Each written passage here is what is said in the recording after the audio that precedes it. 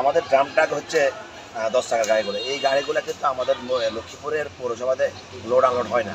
আমাদের এই গাড়িগুলো 98% গাড়িগুলা আমাদের চৌমুহনী, ফেনী, মাইজদি সহ ওই অঞ্চলে আমাদের গাড়িগুলো চলে যায়। কিন্তু এরা আমাদের গাড়িগুলোকে জোরপূর্বকভাবে প্রতি টিভি 70 টাকা করে আদায় করতেছে। আমরা এটার জন্য আমরা লক্ষ্মীপুর পৌরসভার যিনি উপসচিব আছে মহোদয় জসিরউদ্দিন সাহেব, ওনার সাথে আমরা আলোচনা করছি। উনি বলছে যে এটা সম্পূর্ণ বেআইনি, আপনারা ওনাকে টাকা দিবেন না, যে আপনারা যদি চলে যান তাহলে আপনাদের টোল দিতে হবে না। আর ওনার কথা উনি বলা হচ্ছে যে আপনারা যদি চেক করতে হয় যারা টোল নিতেছেন মতিন সাহেব, ওনাকে বলছে যে হাওয়াই রোডে যেন কোনো গাড়িকে বিঘ্নিত করে যেন কোনো জ্যাম না রাখা হয়, যেখানে স্পেস ভালো থাকবে ওইখানে দাঁড়িয়ে টোল না করতে। কিন্তু ওনারা এমন এক চিপা জায়গায় মহিলা কলেজের পাশে এখানে গাড়িগুলো আটকে রাস্তার জ্যাম হয়।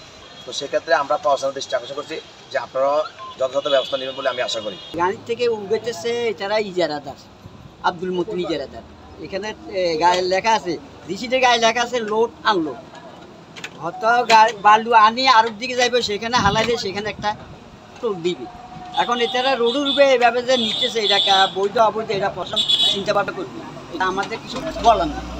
এটা কিভাবে ডাক দিচ্ছে, কিভাবে এরা আদায় করতেছে, এটা আমরা এই ব্যাপারে একটিয়ার নয় বা আমরা এই ব্যাপারে অবগত নই।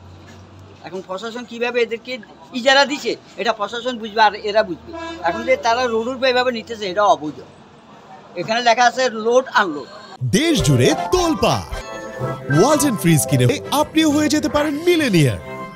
এখানে এই রাস্তা ওই ধরেই কখনো এইখানে টোল উঠাইতো না।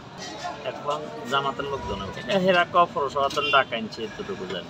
ওনারা পৌরসভার টোল নিতে আছে 30 টাকা করে নিতে আছে প্রতি গাড়ি। জি প্রতি গাড়ি প্রত্যেক দিবে। আপনি বালু আনছেন কোথা থেকে? মজুদিয়ার থেকে। কোনো ইয়ে করেন না? জি না, মজুদিয়ার থেকে বালু আনছি। ওনারা রোডে খাড়ায় টোল পৌরসভার টোল আদায় করতে আছে 30 টাকা করে। হ্যাঁ, বালু পৌরসভার ভিতরে লোড আনলোড করবো না, বালু নিয়ে যাবো হালারা। সকালবেলা এখন আমি জিজ্ঞাসা করলাম ভাই পুরো টোল তো একবার নেই, এরা না ভাই প্রত্যেক টিপে লোডে 30 টাকা করে, ওরা 5 টিপে 150 টাকা করে নেয়। আমি কাছে আমি স্লিপের ভিতরে কোনো তারিখ নেই। পয়লা বৈশাখের থেকে নিতেছে, আগে একটা টোল নিত কাছারিবাগে। এখন পয়লা বৈশাখ থেকে এই কিছুদিন টোলটা বন্ধ ছিল, বন্ধ থাকার পরে পয়লা বৈশাখের থেকে এই কাছারিবাগ নামক এই জায়গায় যারা টোল নিতেছে, এখন টোল নিতেছে আমরা বললাম যে পুরো টোল একবার। কারণ ওরা বলতেছে যে যতবার আসবেন ততবার দেওয়া লাগবে, আর পার টিপে 30 টাকা করে দেওয়া লাগবে। এই আমাদের কথা হয়ে যায়। এখন অতীতে ছিল না, এখন আছে, ওরা থাকবে তারাই যারা নিছে। এটা মতন এটা এরা নেতারা ইয়ে করছে। গাড়ির টোল বালুর গাড়ি 30 টাকা 50 টাকা। আমি টোল তুলি চাকরি করি, বালু গাড়ি টোল শুধু বালু আমি যেটা বলি আর কিছু তেল আর কিছু তো বালু গাড়ি কোনটা কত দিল? 10 টাকা 70 আর 6 টাকা ছোটগুলা 30 টাকা। 1432 সন পৌর প্রশাসকের ইজারা নোটিশের মাধ্যমে আমি এই ইজারাটা গ্রহণ করি। এখানে আমার টোটাল ব্যাট, আয়কর এবং পৌর ট্যাক্স সহকারে টোটাল প্রায় 42 লক্ষ টাকা আমি ব্যয় করি পৌরসভার এই ইজারাটা গ্রহণ করি। ইজারাতে আমার স্পষ্ট উল্লেখ করা আছে আমি ইজারাতে লোড আনলোড ও মালবাহী পরিবহনের জন্য আমি ইজারা নিব, এবং লোড আনলোড প্রতিবার।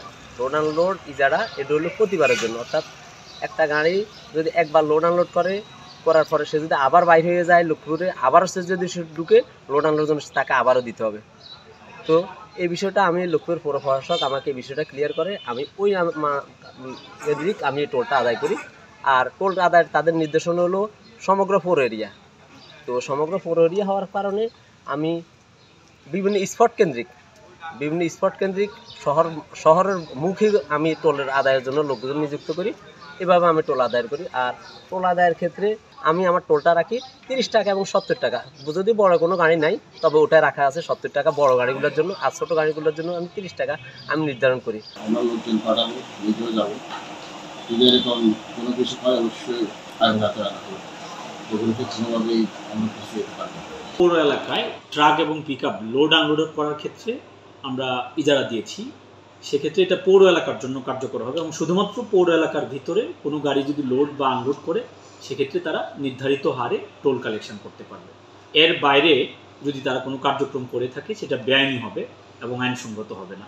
ইতিমধ্যে এই বিষয়ে আমি খবর পেয়েছি যে তারা আইনসঙ্গতভাবে তারা টোল কালেকশন করছে না। কিছু কিছু গাড়ি যেগুলি হাইওয়েতে চলাফেরা করছে এই গাড়িগুলি আটকিয়ে তারা টোল আদায় করছে, যার ফলশ্রুতিতে আমি ইজারাদারকে ডেকেছি এবং তাকে চূড়ান্তভাবে সতর্ক করে দিয়েছি যে আপনি আমাদের নীতিমালা এবং যে কন্ট্রাক্ট হয়েছে এই কন্ট্রাক্ট অনুযায়ী টোল কালেকশন করবেন। এর বাইরে যদি আপনি কোনো ধরনের টোল কালেকশন করেন তাহলে আমরা ইজারা বাতিল করবো এবং আইনানুগ ব্যবস্থা নিব। যদি তারা ফ্রিকুয়েন্টলি আইনসঙ্গতভাবে কাজ না করে বেআইনিভাবে টোল কালেকশন করে সেক্ষেত্রে তাদের বিরুদ্ধে আমরা তো ইজারা বাতিল করতে পারবো এবং আইনগত ব্যবস্থা নিতে পারবো। গতকালকে আমরা তাদেরকে ওয়ার্নিং দিয়েছি, আমরা আরও একদিন দেখবো, দেখার পরে আবার তাদেরকে আমরা ডাকবো, ডেকে ফাইনালি আমরা ইজারা বাতিল করবো এবং তাদের বিরুদ্ধে যা যা আইনগত ব্যবস্থা নেওয়া লাগে তাই আমরা নেব।